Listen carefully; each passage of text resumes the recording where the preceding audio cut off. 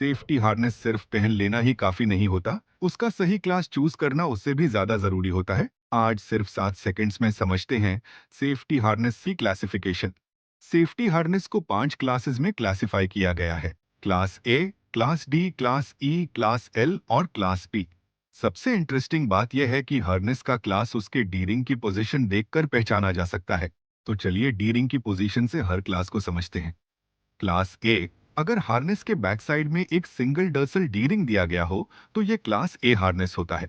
इसका use fall arrest के लिए किया जाता है और कंस्ट्रक्शन, मेंटेनेंस और जनरल वर्क एट हाइट में सबसे ज्यादा इसी हार्नेस का यूज होता है। क्लास डी, अगर single D ring front side chest के पास हो तो यह क्लास डी हार्नेस होता है।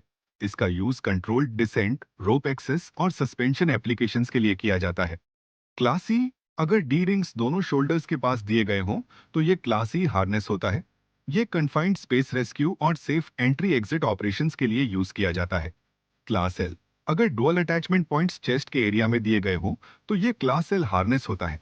ये वर्टिकल लैडर क्लाइंबिंग और लैडर सेफ्टी सिस्टम्स के साथ यूज किया जाता है।